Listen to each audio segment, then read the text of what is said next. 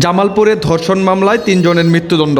জামালপুরের ইসলামপুরের নবম শ্রেণীর এক স্কুল ছাত্রীকে গণধর্ষণের মামলায় ৩ আসামিকে মৃত্যুদণ্ড দিয়েছেন আদালত। একই সঙ্গে প্রত্যেককে ২ লাখ টাকা করে জরিমানাও করা হয়েছে। বৃহস্পতিবার জামালপুর নারী ও শিশু নির্যাতন দমন ট্রাইব্যুনাল ১ এ মামলার রায় ঘোষণা করা হয়। বৃহস্পতিবার সকাল ১১টার দিকে নারী ও শিশু নির্যাতন দমন ট্রাইব্যুনাল ১ এর বিচারক আব্দুর রহিম এ রায় ঘোষণা করেন। মৃত্যুদণ্ডপ্রাপ্ত আসামিরা হলেন ইসলামপুর উপজেলার বেলগাছা ইউনিয়নের শিলদহ এলাকার মোহাম্মদ শিপন, মোহাম্মদ ইব্রাহিম ও মোহাম্মদ ইউসুফ আলী। মামলা সূত্রে জানা যায় ২০২৪ সালে ১৯ এপ্রিল রাতে নবম শ্রেণীর ওই ছাত্রীর সাথে প্রেমের সম্পর্কের সূত্র ধরে বিয়ের আশ্বাসে তাকে একটি নির্জন স্থানে নিয়ে যান তার চাচাতো ভাই সাদিক। পরে সেখানে আরও ৩ জন উপস্থিত হলে সাদিক পালিয়ে যায়। এরপর ওই ৩ জন মিলে মেয়েটিকে গণধর্ষণ করে বলে মামলায় উল্লেখ করা হয়। ঘটনার ১৬ দিন পর ভুক্তভোগীর বাবা ইসলামপুর থানায় ৪ জনের বিরুদ্ধে মামলা দায়ের করেন। এদিকে মামলার প্রধান আসামি সাদিককে বেপচুর খালাস দিয়েছেন আদালত। আদালতের পর্যবেক্ষণে বলা হয়,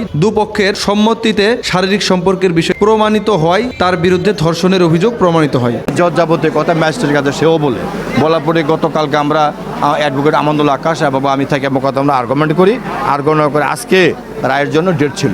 আজকে রায়েতে বিজ্ঞ আদালত জনাব আব্দুর রহিম সাহেব উনি সাদিক তাকে খালাস প্রদান করেছে এই কারণে যে সাদিকের কথা বলছে ভিকটিম, যে আমি তাকে ওই দর্শন করা অর্থাৎ আমার সাথে সহবাস করার অনুমতি প্রদান করছি। আজ সাদিক কোনো জোর করে না, যার জন্য তাকে খালাস দিয়েছে। আমি রায় দেখিনি, রায় দেখে বলতে পারবো। অন্যান্য শিপন, ইব্রাহিম এবং ইউসুফ এরা জোর করে এই মেয়েটাকে দর্শন করছে। মেয়েটা স্কুল ছাত্রী ছিল, বয়স ছিল ১৬, ক্লাস 9-এ পড়তো।